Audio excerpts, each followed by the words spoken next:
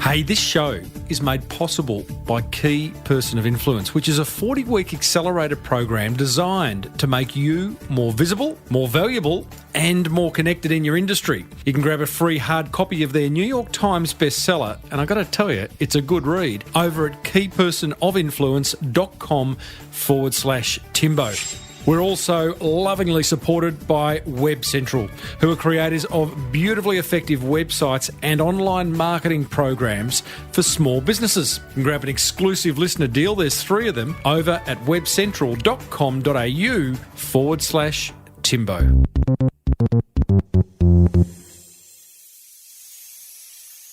Imagine if your dad bought an old rundown airport in a major city and then gave you the opportunity to turn it into a world-class airport, one that people love going to, one that gets talked about internationally, and one that is incredibly user-friendly.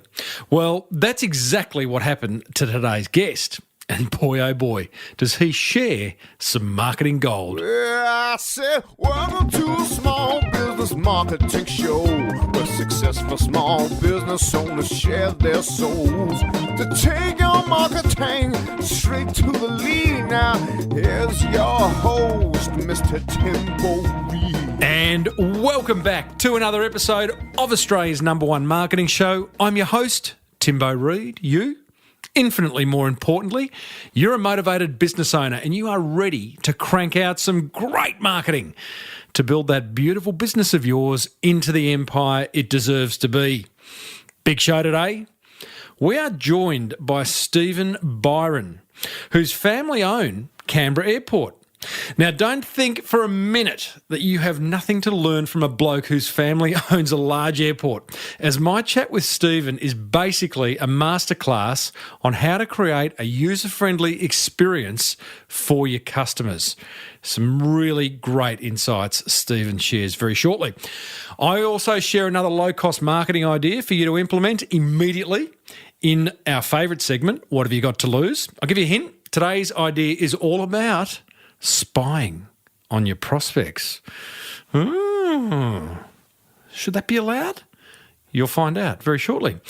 And we revisit a past episode in which I caught up with Jim, that is Jim Pinman, from that legendary Aussie brand Jim's Mowing.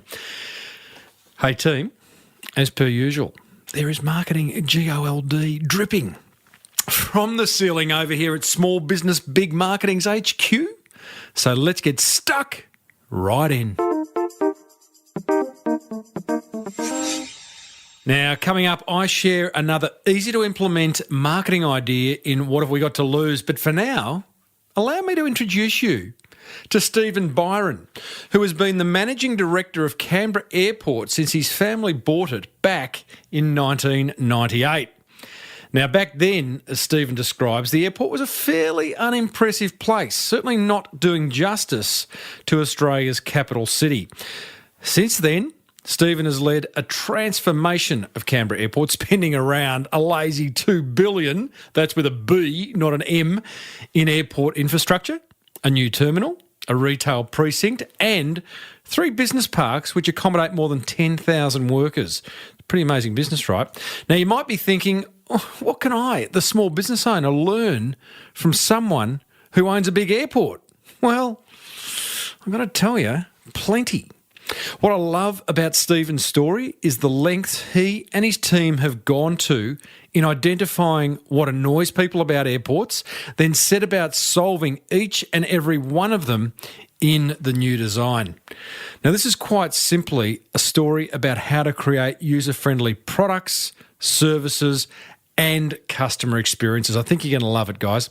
I started off by asking Stephen, why am I always the guy who gets asked to do the explosive test after the security screening? There is a reason for that, and that is that the security guys have an inherent bias to attract people who aren't likely to argue with them or pick on them. So you're being chosen because you've got a good-looking, nice, friendly face. Isn't that interesting? Goodness me, I would have thought I'd be the opposite, 6'4" and imposing, but clearly they can see beyond my height. They can. Interestingly enough, about 4 weeks ago they changed it, so now it is completely random. So there's a process that identifies people on random number, and the security screener now doesn't have the choice, and they have to select the person that's been randomly chosen. So it's a much better process. And I do feel sorry for those guys and girls because they do get a bit of heat. It's that silent treatment, when you're asked to come over and do that test. It's like, really? Here we go. It's all fine when we've got time, but when we're running late, it's a bit of a drama, isn't it? Now, Stephen, at some point prior to owning Canberra Airport, your family must have owned a small business. In the spirit of this show, what was that business? Well, my father owned a property trust business and was one of the first property trusts listed on the stock exchange in 1982, and it was a very small business of only $5 million then, and it grew. But that was a business capital property trust that he and his brother George Snow had, and they sold that business in 1996. Freeing up a few dollars to build an airport.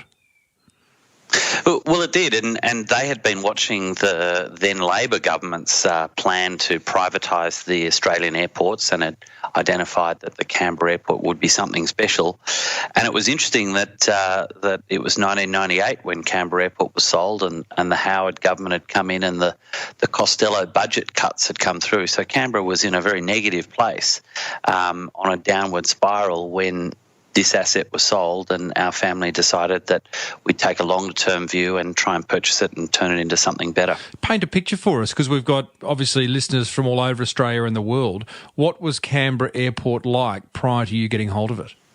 Well, you'd have to say it was pretty run down and neglected. It had been starved of capital under a government ownership model.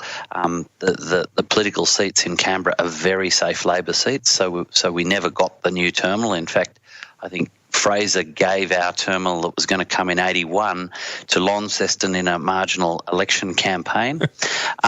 So we had basically a tin shed, and we also had a sheep paddock, and we did, because the area south of the terminal that is now Brindabella Business Park was a sheep paddock. There were sheep grazing there, and when we said to the farmer that we'd bought the place and we're going to build a business park, he said, "That's fine, I've heard this sort of stuff before. Give me a call in 6 months so I'll bring the sheep back." I'll buy it back off you for a peppercorn rent. Yeah, that's right. But it was a rundown. I mean, even the runways were pretty under strength. They were only able to handle the old 737s, which are lighter than the new 737s. So, basically every bit of the infrastructure we had to do a do-over on, and obviously that took us some time to sort of work our way through the process. It's an undertaking I can't even start to get my head around. My son, who did business management in final year of school a couple of years ago, we used to play a game where we'd drive around and he'd point at businesses and he'd say, "Dad, how does that business make money?" And more often than not, I couldn't answer him. When you're talking about an airport, those infrastructure costs, I mean, I can't even imagine. I think a number's been quoted of $2 billion is what you've put into it. But where do you start and say, okay, we are going to build an airport, we've got to build runways and terminals, and it just seems enormous. Well, I think where we started was where we almost gave up in the first year, because in those days Ansett and Qantas owned their own terminals, so we had no control or say in those. And we went on a tour of the smaller airports in Europe, where the airports were things of great national pride, and it was recognised the importance they provide in stimulating the local economy and growing tourism and travel and all that stuff. And we came back and we almost were flummoxed and said there is no way we can get the capital together to build a terminal befitting of Australia's national capital. And Terry said, can we almost give it back and get our money back that we paid for it? But of course you couldn't. Did he really say that? He honestly said that, and he didn't just say it. He sort of meant it, knowing that it was impossible. But he did mean, how do we get out of this? Because we can't do what I want to do. He wanted to build the best small airport in Australia and in the world, and that tour gave him that ambition even more clearly than ever. But it also said to us, how do you do it when the airlines were doing it so tough, when there was so much volatility in aviation? How do you build a business to invest in aviation infrastructure when they're volatile? Just hold that thought. Terry, I don't know your father, but I'm guessing he would be, describe him. Tough, belligerent, I don't know. What's the... A classic small businessman that is driven to achieve the things that he wants to achieve. He's a big dreamer for a small businessman. Yeah, right. And you know how he achieves his dreams is to dream the outcome and then try and find the pathway to get there and be doggedly pursue it. So when he said, he's been a great driver. When he said we could almost ring the farmer up and hand it back, that's a big statement coming from a man like that. Were you shocked? Oh, no, because I understood exactly what he was saying and feeling. And it was, in fact, ring the federal government back and say, listen, you do this. This is sort of almost impossible to get to where we want to get to. And with so few tools in our hands, you know, not even really owning the terminal. We just had a land lease over the terminal to Qantas and to Ansett, and very little ability to control anything, very little ability to have a new airline or a low-cost airline come into Australia or Canberra. We were just, you know, not in charge of our destiny and not knowing how we could do anything. So because you can't give the land, well, you could sell the land, but, you know, so where was the turning point that said, okay, we're in, we are in? Well, we said what we've got to try and do is develop another income stream that's independent of the aviation risks and that part of the economy, as it were. So we hit on this thing of developing a business park that would have income from office style or even initially we thought industrial style property tenants that would have 5 or 10 year leases that would be independent of airlines going broke or all of the challenges. And really that was part of what we spent the first 5 years trying to do whilst developing the plans and ambitions and designs for a terminal. We spent the first period of time building what has become Brindabella Business Park, which is leverages off the airport and the economic activity here. It leverages off the defence and aerospace industries and then the IT industries, and they're things that Canberra is very, very strong on. And we've now got, you know, some of the best corporates in Australia and indeed the world, the Raytheons, the Ciscos, the NECs, but in Australia, the KPMGs, Accentures and Deloittes. Did that did that bankroll the building of Canberra Airport? It did over time, and it gave us what we say are the financial lungs to then be able to go to the banks and say, now we want to fund building a terminal and fund building a new runway and an extended runway and strengthened runway, and really the complete makeover of the aviation infrastructure. There must have been a few, maybe haters is the wrong word, but a lot of people looking on, standing behind that farmer going, these guys are fools. Yeah, there were, and you know, in a what was then a smaller town, Canberra's a much more thriving business centre. There were the sort of the competitive jealousies, which if you like, are just good old-fashioned businesses not liking competition, and we were delivering competition in some part because we were delivering something that was new, very vibrant, creative architectural buildings set in a wonderful landscape setting, taking great responsibility for the amenity between the buildings and the maintenance of the landscape, so that people who came to work were really inspired by being here. We built the first 5-star Green Star building, and my brother Tom Snow led that. But that was the first one built not just in Canberra but in Australia, and that helped us stamp the quality of what we were doing. And I suppose it's one of Terry's overarching philosophies that the quality wins out in the end, and it particularly overcomes the critics. If you do the very best, then eventually the critics don't have anything to stand on. Well, let's talk about quality because it's a pretty heated topic, airports. I went out onto this show's Facebook a couple of days ago, Stephen, and said I'm interviewing a fellow whose family have built an airport. I didn't say which one. And I just asked a simple question, what annoys you about going to an airport? I didn't realise just how opinionated and how much of a hot topic it was. Because, you know, and I think you can always judge it by the amount of response you get on Facebook. It's a good barometer for how people are feeling. And I got a lot of responses. And nothing will surprise you, from queues to time it takes to get through the scanners, to the cost of parking, to the cost of food, to the low quality of the food, to the expensive duty-free, to the dodgy toilets, to the way people queue at the luggage carousel, on and on and on it goes. Quite heated. So tell me, for you, because Canberra Airport has challenged all these things and solved a lot of them, what's the critical factor or process that you went through in building an airport that people love to go to? I mean, I suppose the first thing, before I get exactly to the people and the customers that we're thinking about, is we did decide to start again, because I think the big problem that so many airports in Australia or around the world have is that they've inherited something that's not good enough or been incrementally done, and the piece-by-piece additions have been largely, you know, have elements of dysfunction that you know, reflect historical decisions of 20, 30 years ago, even before the airports were privatised. So we decided that we would do it all brand new, and it wasn't easy building a brand new terminal and keep the current one going, particularly as we decided to do it in the same spot. But we said we're going to build something new. And the first principle we said was, well, the most important thing for a traveller is to make sure they get their flight and they don't miss it, and for the planes to be on time and it to be fast, friendly and easy.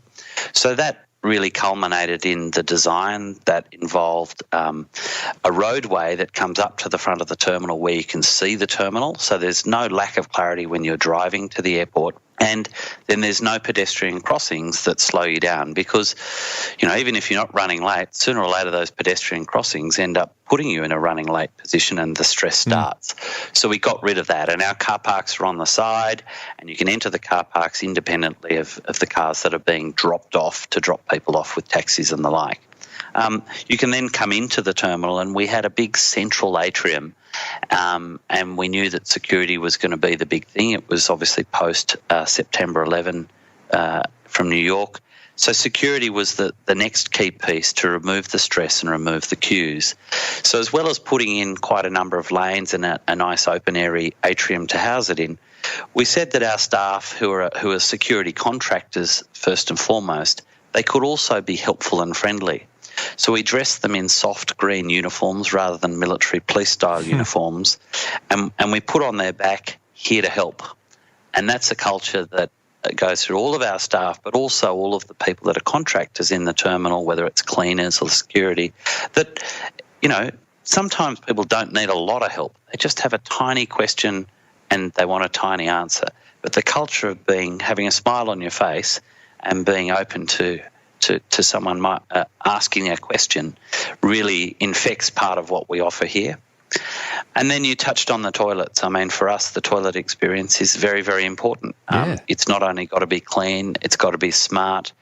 Our architects and in-house guys worked on making sure that, you know, there were minimum touch points and you hardly have to touch anything, and that you can easily take your bag in or out of the bathroom with you. And I think people realise that if you have a toilet like that, one that's not dirty and so on and so forth, that it reflects an owner that is caring for the outcome. Yeah. You know, as you're going through all this, and I'm thinking about business owners that are listening who also need to make significant changes in their business, you had the luxury, I think, at two levels, and correct me if I'm wrong, the existing airport kind of had to be pulled down. You couldn't build around it. And secondly, you had the funding to do what you've been able to do, I'm guessing. Others don't have the luxury. And part of that was outlook. Okay. Tell me about that. Part of that was outlook in terms of, you know, why did we have the funding and why didn't we take short-term economic return decisions? And part of it was that we're building an intergenerational business to be long-term owners. So we're not sort of short-term developers or needing short-term returns for this year's quarterly superannuation report. And indeed, we've essentially very rarely taken any dividends out of the business. We've left and reinvested, and that's how, if you like, the cash flow has always worked, is that whenever we've been spending and whenever we've been talking to the banks about needing to borrow money, we say, well, at least half of this is going to be funded by the existing cash flow of the business because we're not going to draw a dividend. Right. And that's exactly what small business owners do. So obviously we're a larger business now, but we treat ourselves as a small family company in our culture and outlook. It also goes to that same issue of customer service.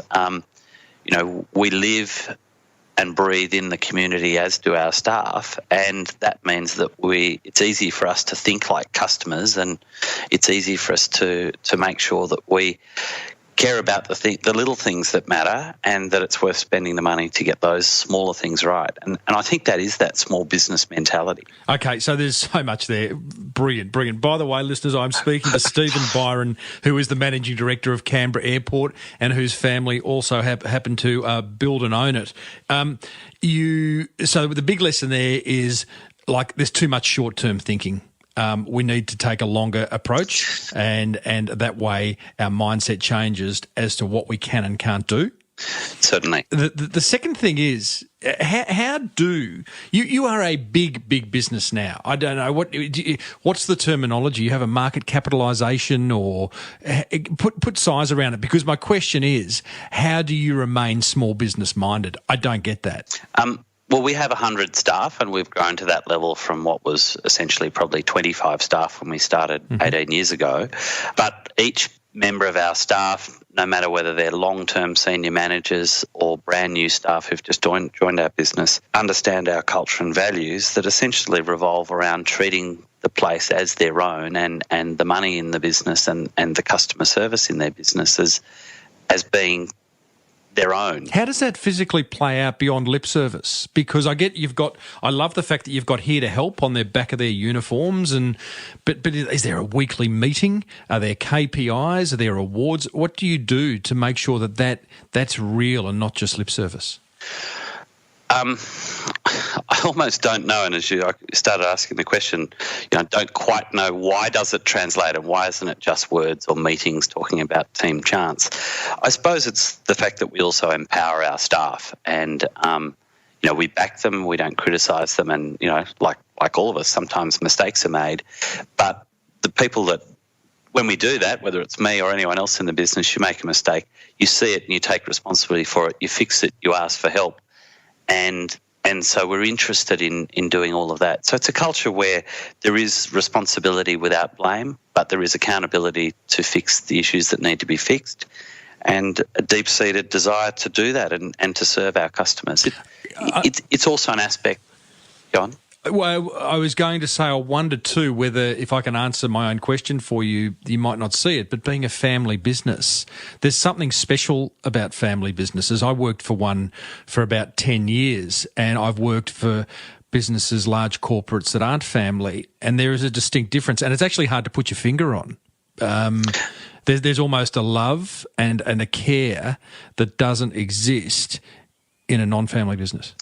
I think that is right, and I think that goes to the level of respect that is between all of the people that work here, is seeing that sort of family and personal meaningfulness, but it's also returned, and of course the staff are treated as if they're family, and they are part of this family. Funnily enough, you spend probably more time with your work family than you do with your home family. So of course they're family, and it is a shared project. It is, the desire to deliver the sort of quality of service we do day in, day out is a shared project, and people support each other in doing that, and equally share the success that comes along with delivering that. I just want to go back to the conversation we were having around creating a user-friendly airport and an experience that people love to be a part of. Because, again, there's a lot of business owners listening who want to create a more user-friendly experience in their business. Can you just, other things that you did and how you identified them? I think the main thing was we've always taken the philosophy that we're in a service business, and people say, an airport's an infrastructure asset or an infrastructure business. We're a service business just like a hotel. So we look at each part of the process through the eyes of the customer, because we live and breathe it. You asked, do we have KPIs on queues or on stuff? Well, we don't, because we just make sure that we live and breathe it and focus on it, and look at it through the eyes of the customer. So every bit of even the bathroom experience, and where you go from washing your hands to drying your hands to then getting your bag to walk out, and where you put your bag in the cubicle, all of those elements we looked at exactly through the eyes of the customer. So at the end of the day, everything does come back to the customer, and what's important to them is obvious to us, because we live it just as they live it. Love it. Was there a little bugbear of yours that you actually eyeballed the architect and said, listen, I hate this about airports, you must do this? I mean, there were a few, and I can't hit the nail on the head on one of them, but one that's a bit more general, but is our taxi rank. And, it is a frustration in Canberra that sometimes we don't have enough taxis and they're busy in the rest of the city, so it takes a little bit of time. So we said, well, how do we solve that problem? Well, let's have an indoor taxi rank, because in the middle of summer it can be damn hot, and on a cold, breezy June evening it can be a bit cold. So we said, let's have an indoor taxi rank. And I mean, I think we all sweated on how to make that work, and it was that same thing of the little incremental elements of how to make that work and yet transition from the inside to the outside, and yet deliver the sort of experience that fixed up what is a problem. And I suppose part of customer service is making the main things, the good things, work and work well and effectively, but then honing in on what are the things that aren't right and do cause people aggravation, and going the extra mile on that. You're one of the first airports with an Uber lounge? We are. So we've got an arrangement with Uber that encourages Uber to use the airport and encourages people to use Uber. Love it. We have a dedicated Uber pickup lounge, and that helps us solve that problem as well. And some people like Uber, and we should help them use it, and some people don't need or don't want to use it, and that's fine as well, and we should keep working on making our taxi service better. Did you break any new ground? I mean, I don't know how many new airports are built around the world each year. I'm guessing not many. Is there anything in particular, Stephen, where you have done it for the first time? There were a whole range of things. Even our aero bridges were custom designed, and we bought them off a German company who manufactured them in China, and we ordered initially 6 of them. We ended up getting 12, but we initially ordered 6. And when we started saying, well, we want this bit changed and we want the glass to be both sides so people can see and it's really nice, and we actually want air conditioning in the aero bridge for summer and heating for winter. And we had, and then when you put that, we don't want it to be ugly and put on the top of the thing so it sticks out like a sore thumb. We want to design it this way, and the ladder to service that we want, looking so you can't see it. These guys are going like, seriously, you blokes are buying 6 of these things and you care that much about it? Oh, I love it. They were selling 200 of the same thing to Beijing Airport. Anyway, what's interesting is all of our custom changes have become their standard high-level specialised product that they sell around the world. Goodness me, and that's some young blokes from Canberra telling a German company what to do. That would have been an interesting conversation. Tell me... that's right. The Gruen transfer. Now, besides being a popular TV show in Australia, it's also, well, before that, it was a concept, which, and let me define it for you just in case. It says that the Gruen transfer is the moment when consumers enter a shopping mall and are surrounded by an intentionally confusing layout, lose track of their original intentions, which makes them more susceptible to make impulse buys. So I love that. And I think the Gruen transfer also plays out in casinos where you lose track of time and day. How does the Gruen transfer play out at Canberra Airport? I suppose we've specifically designed our terminal with the retail in a secondary place that doesn't reflect that. We don't want a confusing environment when people come in. We have a terminal that has probably the least amount of signage of any terminal in Australia, and yet we have the least amount of problems with people finding their way. And that's because it is clear where you need to go. It's the elements you see as you come along. And as I said, it starts when you drive into the the airport precinct, is you can see the terminal, and it's obvious that the beautiful glass frontage is the terminal, where many airports around the world are just obliterated by car parks, even if they've got nice architecture. I tell you what, Terminal 4 at Tullamarine in Melbourne I still can't find it. It still doesn't come natural to me where I actually have to turn in order to get there. So clearly you've done a lot better job than they have. And that's the issue then comes into the terminal, and you come into the space, and there's this atrium that runs from, where you enter from the car side to the plane side, and it's that defining that space with a very high ceiling and with angles in the design. And, we had the architects Guy de Moseley Brown, who did design Parliament House in Canberra. They won a competition with this design, and, they deserve a huge amount of the credit as well because of the fact that you can find the different ways. We would love there to be more retail at Canberra Airport. Obviously, we're a bit held back because a lot of our travellers are business travellers that are members of the Virgin Lounge or the Qantas Club, and that means that, don't hang up there, around. the beer and the coffee is well priced. Yeah. So we don't have as much retail as we'd like. But regardless, our retail is there for people to use because it's secondary to the primary thing, which is people getting through easily and quickly, finding their plane, and in our sense, minimising their dwell time at a domestic airport component, where they can, get to the airport late but get their plane on time and be efficient and enjoy the experience. You must have absolutely, dare I say, wet yourself when you saw that BBC documentary Cities in the Sky on air a few months ago. Yeah. It was incredible, wasn't it? For those who haven't seen it, I mean, it basically takes you through the entire behind the scenes of airports and plane building and everything. But boy, oh boy, some of the behind the scenes of those bigger airports like Atlanta and Dubai were quite incredible what goes on.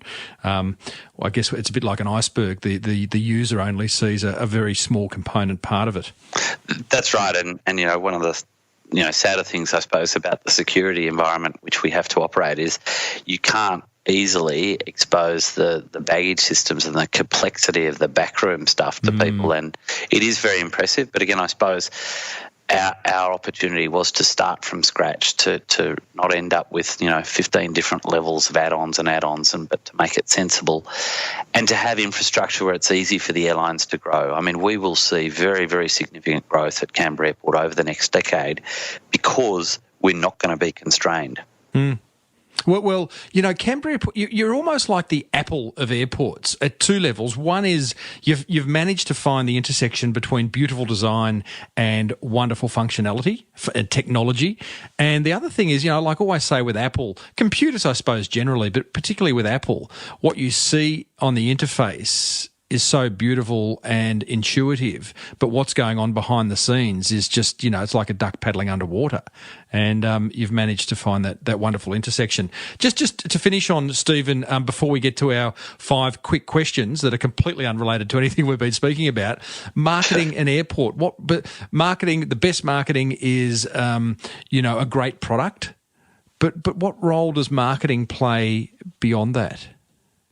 Well, marketing plays an important role in presenting the business opportunity to airlines, and I particularly mean in terms of international airlines. So we had to paint a picture and a marketing position of international flights that would work out of Canberra Airport. We pitched that to a number of airlines, but particularly we eventually got there with Singapore Airlines, and they now fly 4 flights a week to both Singapore and also Wellington. And part of it was explaining not just the airport and the facilities and marketing how easy it would be for them, but the catchment and how the catchment around Canberra is 900,000 people quickly moving towards 1 million, and that it would work. And the proof is in the pudding. The services have been very successfully taken up. So a lot of the marketing that you would do would be business to business, correct? Going and marketing yourselves, pitching yourselves to the airlines, reminding just what a great airport it is, building the international traveller, etc.? That's exactly right. So it's sort of business case or business marketing in terms of a business opportunity. And the same is true in terms of low-cost airlines. We have to market to Jetstar and Tiger to come to Canberra Airport. You know, Canberra as a city has a fantastic tourism offering now. It's really being the new gem, the new jewel that's being discovered, and I think part of that is that social media is providing people with an insight into Canberra beyond just the news from Parliament House and the politicians, and they are now seeing how fantastic the place is. And you know, our tourism numbers for domestic travel are only about 9.5% behind Adelaide. And in the last 12 months, we've been growing at 12% per annum. So we're only about a year behind in terms of the number of domestic tourists than Adelaide. We're well ahead of the whole of Tasmania. And we think that now with Tiger Airlines starting services between Canberra and Melbourne in December, that we'll see further growth over the near term and people taking advantage of access to this new tourism product. Goodness me, what a wonderful set of outcomes. You must look back at that time when your dad said this could be a bit hard and kind of laugh. Well, at least kind of have a smug smile. Well, I think neither. Well, the laugh now, and it's certainly not smug, is partly that it has taken 18 and a half years to be an overnight success. Correct. Yeah. So you know, the things are coming together, and I suppose that's a function of taking that long-term view. But really now it's the opportunity to leverage off what's here, both in the domestic and the low-cost carrier market and then also in international. And I think we'll see more international carriers use Canberra. We don't have a curfew, so you can do the flights overnight. And we're sort of on their radar, whereas before we were, you know, in reality, talkers that were treated as pretenders, but now we're real. Love it. Stephen, are you ready for your 5 quick questions to finish up on? Yeah, I'm sure you're going to catch me out on something. Well, it's not Trivial Pursuit, but here's the first one. What are you curious about? Where society is going to end up for my children in an era of social media and the positive and negative impacts of that. God, don't even get me started. Sorry. I could stop there. Well, I'm a father of 3 teenagers, and my listeners know how I feel about that. But, yeah, I'm with you there. Sweet or savoury, and what dish? It's a bit savoury flavour, but really it's as sophisticated as high-quality horseradish with a very good steak. No, horseradish, one of the most overrated flavours on the earth. But hey, what would I know? What's the worst advice you've ever been given? Don't sweat the small stuff. You've got to sweat the small stuff. Yeah, right. And you certainly have at Canberra Airport. What's one thing you wish you were an expert on right now? See how long it'll take for there to be more growth in international. So I think you still want to be able to look to the future and know where it's going to end up. Because we never do. Crystal ball. And finally, when were your parents most disappointed with you? Oh, that's a tough question. When I let them down by doing the wrong thing. Oh, yeah? What was that? Which one? Breaching their trust. Okay. Just, you know, not doing the right thing, having a party at home when they weren't around. Oh, yeah, we've all done that. And I've got, as again, 3 teenagers. I'm living that right now. Stephen Byron, thank you for sharing some wonderful insights from what is now a big business that was once small. And there's a lot of inspiration to be taken from what you've done with Canberra Airport. So thank you. Thank you very much, Tim. Very generous.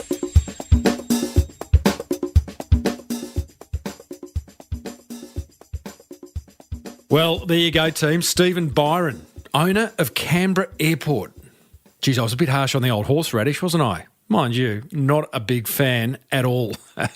Coming up, I share my top 3 attention grabbers from that fireside chat with Stephen. But first, here's a word from 2 businesses that want to help build that beautiful business of yours into the empire it deserves to be. Support for this show comes from Key Person of Influence, the world's leading business accelerator program for those wanting to be an industry thought leader. Their 5-step KPI method teaches you how to nail your pitch, publish content, productise your offer, raise your profile, and partner with performers. I asked co-founder Glenn Carlson, what's with the pee fetish? Oh, yeah, I suppose it is a bit of a fetish, isn't it? Mate, I guess we're just a bit obsessed. You know, fetishes, obsessions, we're just business geeks, mate. We believe there's never been a better time to be an entrepreneur, and we're all in. We are just all in. And if we find best practices and ideas as a result of what's working for our clients all around the world, we just want to bring it to people. And so far, the best framework that we've found to be able to do that, to really accelerate that entrepreneurial journey in the shortest time, is the 5 Ps. So, mate, get in on the fetish. KPI, where fetishes rule. For a free hard or audio copy of their Amazon bestseller, visit keypersonofinfluence.com/Timbo. Oh, and a little warning, don't read it before bed. You just won't sleep.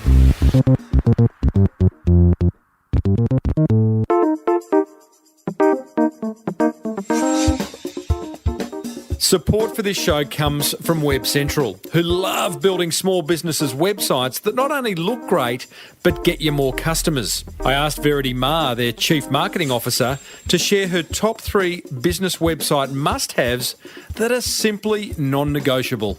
The 3 must-haves for an effective website, I think, starts with a clear call to action. So when you get a visitor to that website, what do you want them to do? Also, the website needs to be mobile friendly because there's a huge growth in the number of visitors coming from their mobile, searching while they're out and about. And then finally, a professional design that reflects your brand. Because if you think about it, the first time that a potential client or customer interacts with your brand is on your website, they're going to have an immediate view of what your website does and whether you're trustworthy. WebCentral, helping you build trust online fast. Check out webcentral.com.au/Timbo for exclusive listener offers. All right, here is what grabbed my attention from that fireside chat with Stephen Byron of Canberra Airport. Number 1, I love his focus on user friendliness. I mean, what business shouldn't have a focus on that? No matter whether you're selling to consumers, to other businesses, it doesn't matter. A focus on user friendliness is paramount. Tom O'Toole, in a previous episode, talked about it. I think his question was, would you buy it? You know, that's a good question. Dom Holland from tow.com.au, TOW, he talked about with his website, everyone's coming to your website for one thing, give it to them up front. That's user friendliness. So I guess the question is, how can you and your business be more user friendly focused? And go about implementing some ideas that come from that question. Attention grabber number 2, dream the outcome, then work backwards. Love that. Hey? Very Michael Gerber-esque, wouldn't you say? In that interview I did with him recently, talking about going from a company of 1 to a company of 1,000. Start with the dream. In fact, his first step is the dream room. Remember that? Go back and listen to that episode. Absolute cracker. Still getting talked about. Attention grabber number 3, here to help. I like that, how it appears on all staff uniforms. Help being the operative word. That's why I wrote a book about helpful marketing. Helpful marketing works, right? Are you being helpful in your marketing? Stephen and his team have gone to the extreme of saying on their uniforms, we're here to help. But I really like that. And if you want to buy the book, smallbusinessbigmarketing.com is where you'll find it. I'd also love to know what grabbed your attention in that interview. So head over to smallbusinessbigmarketing.com/341 and let me know.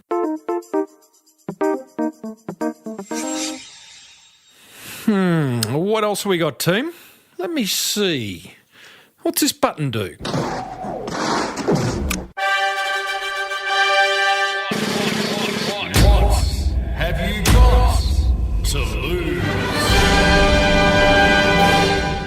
Oh, that's a good button. I like that button. It means it's time to share one simple yet effective marketing idea that you can implement immediately.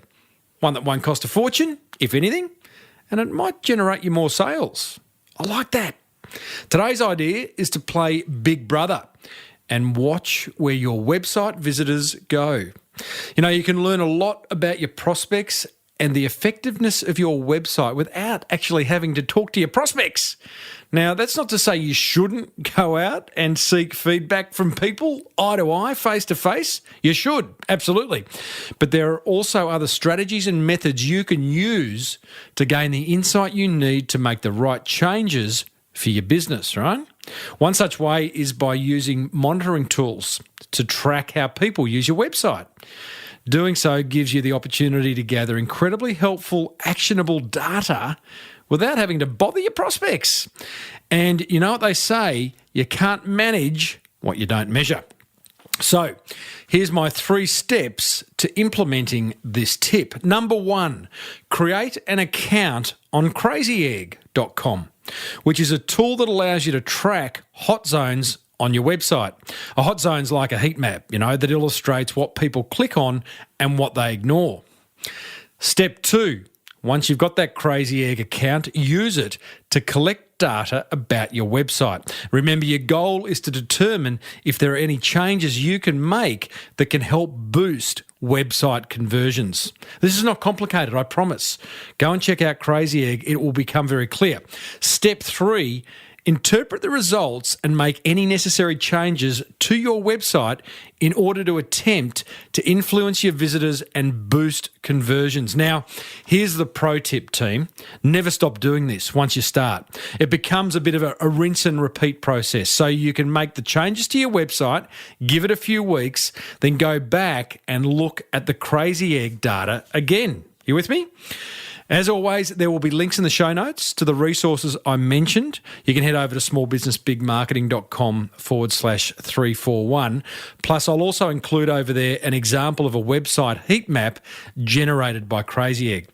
Hey, if you'd like help implementing any of the ideas you hear in this What Have You Got to Lose segment, go ahead and join the Small Business Big Marketing Club, where I will personally support you on your marketing journey.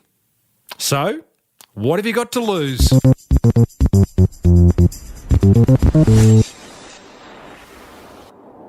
Okay, that almost wraps up another episode of the Small Business Big Marketing Show. Plenty of marketing gold coming your way in the weeks and months ahead. Don't you worry about that. Hey, a while back I chatted with Jim Penman. He's the Jim in Jim's Mowing, that classic Aussie brand. Here he is sharing his view on marketing. Advertising as such is to me almost a trivial part of marketing. The vast majority of our work actually comes from people knowing about us, people hearing about us, people who've used us before, people who see us driving by, people who know somebody who's used us. People who focus too much on advertising, I think it's a bad mistake. I overwhelmingly, 98% of my attention would be on the experience people have after they call us. And I'm endlessly pushing that. And I'm not always very popular either. I push people a lot. Jim shared some absolute gold in that chat, including his very rigid approach to inbound and outbound calling. In fact, he was in the Jim's Mowing dedicated call centre during that chat. To hear my full interview with him, plus hundreds more, head over to smallbusinessbigmarketing.com, or I would love you to subscribe free on iTunes. Hey, I'd love to hear from you. Send me an email, tim@timreid, reid.com.au. Tell me feedback, comments, something you'd like improved on the show, deleted, I don't know. I've got a thick skin. Or you can hit me up on Twitter, Timbo Reid. Now, be sure to grab a free hard copy of the Key Person of Influence book over at keypersonofinfluence.com/Timbo. But only, and I mean only, if you want to become more visible, valued and connected in your industry. And remember, you now know 3 things your website must do in order to be effective. They're not overly complicated, but probably require a little bit of time to implement. So why not hand that responsibility over to WebCentral? You can check out their 3 exclusive listener packages over at webcentral.com.au/Timbo. Hey, if you love the show, tell another 1 or 10 or 50 small business owners that you know about it. Until next week, I'm Timbo Reid. Thanks for listening to the Small Business Big Marketing Show. May your marketing be the best marketing. Bye for now.